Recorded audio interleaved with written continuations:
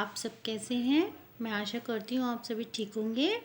आज हम स्टार्ट करने जा रहे हैं सर्वनाम। सर्वनाम क्या होता है, इंग्लिश में अब इसको प्रोनाउन बोलते हैं। इसकी परिभाषा, संज्ञा के स्थान पर प्रयुक्त होने वाले शब्दों को सर्वनाम कहते हैं। जैसे मैं, तुम, हम, वे, आप आदि शब्द सर्वनाम हैं। सर्वनाम का शाब्दिक अर्थ है सबका नाम। ठीक, इसको हम इंग्लिश में बोलते हैं, इसकी जो प्रोनाउन होता है ये, इसको इंग्लिश में बोला जाता है और इसको हम इंग्लिश में बोलते हैं a pronoun is a word that replaces a noun और noun phrases to avoid repetition. ठीक, तो ये हमारा होता है प्रोनाउन। मतलब कि जो शब्द संज्ञा के स्थान पर बोले जाते हैं वो क्या कहलाते हैं, हमारे सर्वनाम कहलाते हैं। तो इसके टाइप्स भी होते हैं। ठीक, तो इसको हम स्टार्ट करने जा रहे हैं। अब इसके मैं आपको बताने वाली हूँ सर्वनाम के भेद। तो सर्वनाम के कितने भेद होते हैं, सर्वनाम के 6 भेद होते हैं। ठीक, अब आते हैं हम इसका सबसे पहले बताते हैं पुरुषवाचक सर्वनाम। तो पुरुषवाचक सर्वनाम क्या होता है उसके बारे में बताते हैं। पुरुषवाचक सर्वनाम 3 प्रकार के होते हैं। इसमें होता है उत्तम पुरुष, मध्यम पुरुष और अन्य पुरुष। फिर सेकंड आता है निश्चयवाचक सर्वनाम, थर्ड अनिश्चयवाचक सर्वनाम, फोर्थ संबंधवाचक सर्वनाम, फिफ्थ प्रश्नवाचक सर्वनाम और सिक्स्थ निजवाचक सर्वनाम। ये हमारे सर्वनाम होते हैं। ठीक, हमारा होता है उत्तम पुरुष, मैं, हम, मैंने, हमने, मेरा, हमारा, मुझे, मुझको। ठीक, नेक्स्ट मध्यम पुरुष। मध्यम पुरुष होता है तू, तुम, तुमको, तुझे, तुम, तूने, तुम्हें, तुमको, तुमसे, आपने, आपको। अन्य पुरुष होता है वह, यह, वे, ये, इन, उन, उनको, उनसे। ये हमारा होता है अन्य पुरुष। ठीक, ऐसे ही हमारे इंग्लिश में भी होते हैं। पर्सनल होते हैं, पजेसिव होते हैं, डेमोन्स्ट्रेटिव होते हैं, इंटेरोगेटिव होते हैं, रिफ्लेक्सिव एंड इंडेफिनाइट जो होते हैं हमारे, ये सब हमारे इंग्लिश में भी होते हैं। जैसे कि हमारे जो हुआ पुरुषवाचक सर्वनाम, उत्तम पुरुष, मध्यम पुरुष और तुम्हारे अन्य पुरुष, इस टाइप के होते हैं। ऐसे ही हमारे इंग्लिश में भी होते हैं। जैसे पर्सनल में आ जाता है आई, मी, यू, इस टाइप से आ जाता है। पजेसिव में होता है माइन, योर, हिज, हर्स और आवर्स, इस टाइप से होता है। डेमोन्स्ट्रेटिव में होता है दिस, डैट, दीज। इंटेरोगेटिव में होता है हु, हुज, व्हाट, इस टाइप के वर्ड्स यूज़ होता है। क्वेश्चन टैग आता है उसमें। एंड उसके बाद हमारा जैसे रिफ्लेक्सिव होता है। रिफ्लेक्सिव क्या कहलाता है कि अपने बारे में बताना, my self, your self, him self. ठीक, तो जो खुद के बारे में बात कर रहा हो वो उसमें आ जाता है हमारे रिफ्लेक्सिव में।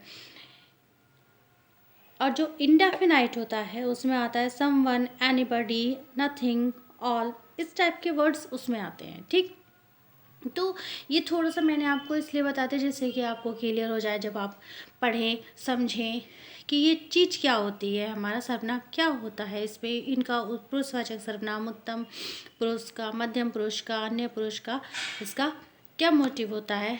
ठीक, निश्चयवाचक सर्वनाम क्या होता है, जो हमारा सेकंड भेद है निश्चयवाचक सर्वनाम। ये तो अभी हमने ऊपर पढ़ा था पुरुषवाचक सर्वनाम का। अब आते हैं हम निश्चयवाचक सर्वनाम पर। तो निश्चयवाचक सर्वनाम क्या होता है, निकट या दूर के व्यक्तियों या वस्तुओं का निश्चयात्मक संकेत जिन शब्दों से व्यक्त होता है उसे निश्चयवाचक सर्वनाम कहते हैं। जैसे यह, ये, वह, वे। मतलब ये कह रहा है कि जिसमें हमें पता चलता है कि निश्चय हो जाता है कि मतलब ये चीज़ मतलब डेफिनेट हो जाती है कि हाँ ये यही है, तो इस वो क्या कहलाता है, निश्चयवाचक सर्वनाम। ठीक है, यह मेरी पुस्तक है, वे तुम्हारे आदमी हैं। ठीक, तो इसमें देखिए, एक चीज़ और बताती हूँ पुरुषवाचक के लिए, थोड़ा सा और क्लियर हो जाएगा कि इसमें होता क्या है। जैसे 3 प्रकार के होते हैं, ये तो हमने पढ़ लिया, लेकिन जब हम मतलब किसी भी संज्ञा में जो वक्ता मतलब बोलने वाला होता है के सामने 3 प्रकार के पुरुष आते हैं, तो मतलब ये जो बोलने वाला होता है व्यक्ति वो आते हैं। जैसे पहला वह स्वयं होता है, मतलब सेल्फ की बात हो रही है। पहला वो क्या होता है, खुद होता है।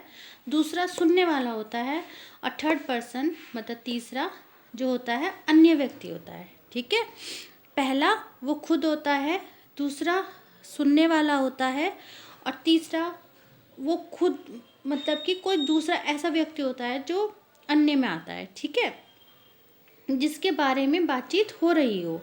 ठीक, तो ये सब किस में आते हैं, हमारे उत्तम पुरुष, मध्यम पुरुष और अन्य पुरुष में आते हैं। ठीक है, जैसे कि मतलब उत्तम पुरुष क्या करता है, बोलने वाला होता है या लिखने वाला होता है।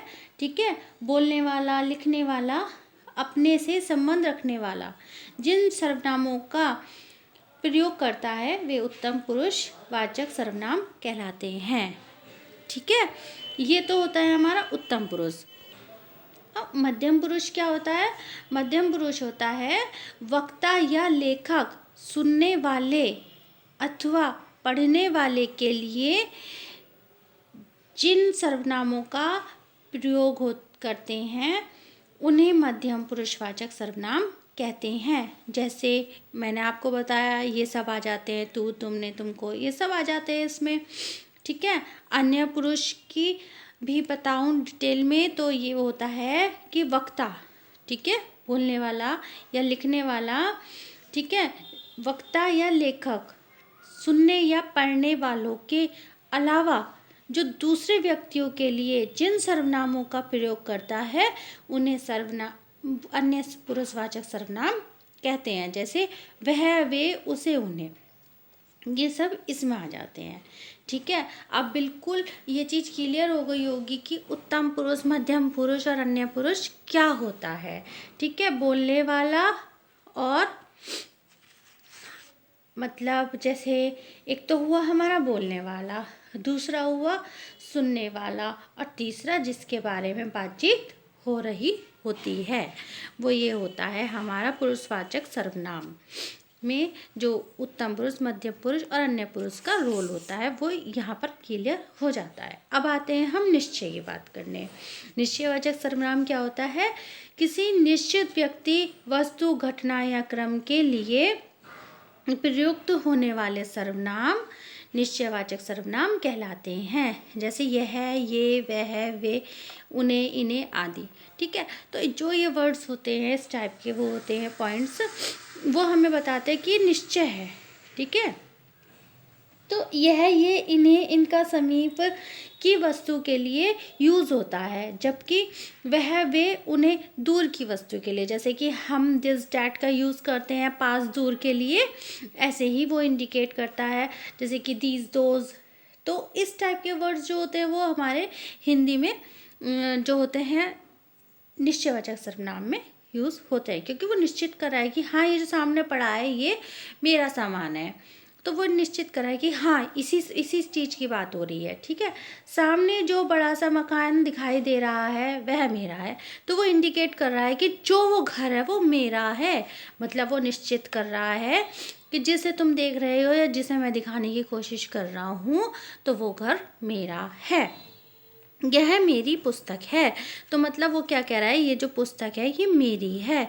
तो इस पुस्तक की बात हो रही है, किसकी बात हो रही है, पुस्तक की। ठीक है, तो जैसे इस पुस्तक की बात कर रहा है वो, तो ये पुस्तक मेरी है। किसकी पुस्तक है, मेरी पुस्तक है।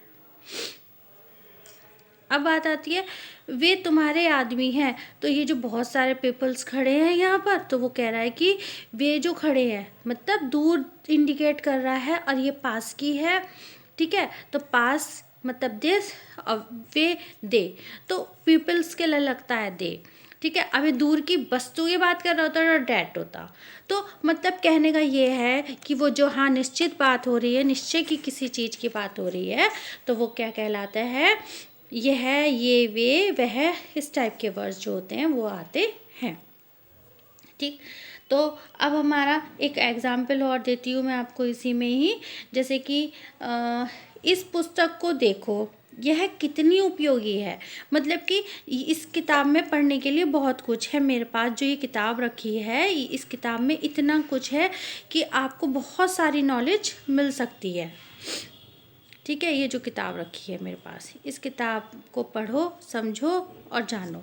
ठीक, तो ये कह रहा है, यह इस पुस्तक को देखो, यह कितनी उपयोगी है।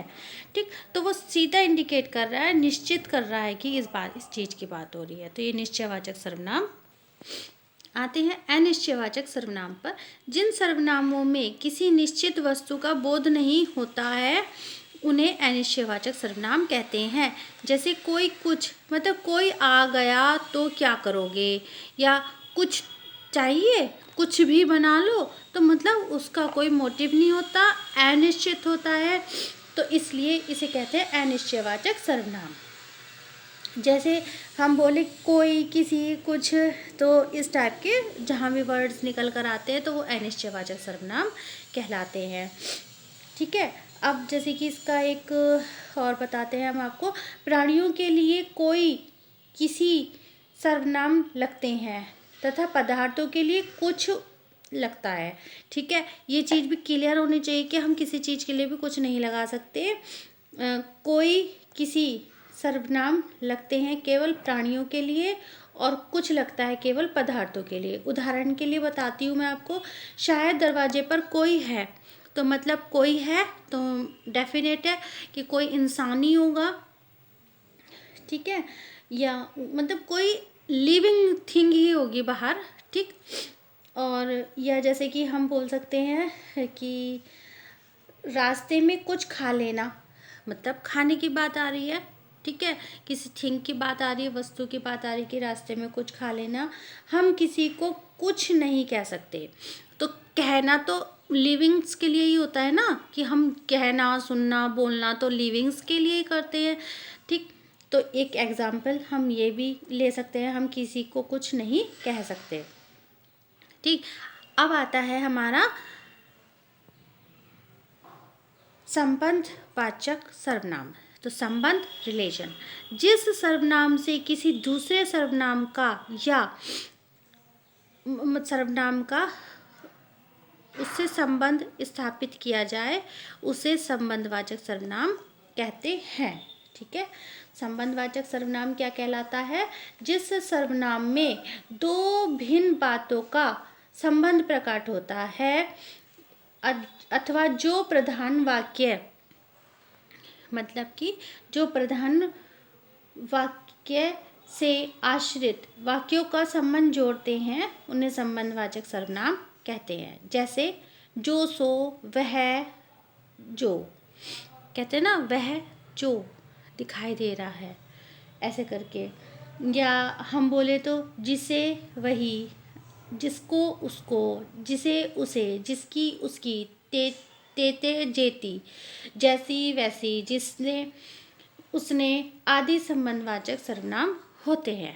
ठीक, जैसे कि जो आया है सो जाएगा, यह ध्रुव सत्य है, मतलब कि ये ट्रू वर्ड्स हैं, इस लाइन को कोई नहीं बदल सकता।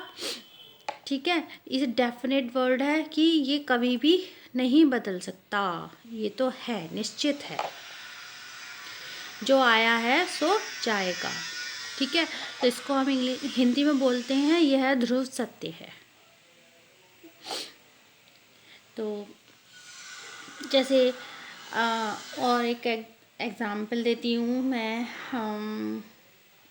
मतलब जो शब्द युग्म रूप में होते हैं, ठीक है, जिनका आपस में तालमेल हो, जैसे, वैसे, ऐसे, कैसे, तो जैसे तैसे, मैं यहाँ आया। ठीक, तो इस टाइप के जो वर्ड्स होते हैं वो हमारे संबंध सर्वनाम कहलाते हैं, आपस में जो युग्म बनाते हैं, रिलेशन बनाते हैं। ठीक है, जो करेगा सो भरेगा, जो और सो जहाँ देखने को मिल जाए ऐसे वर्ड तो समझ लीजिए संबंधवाचक सर्वनाम है।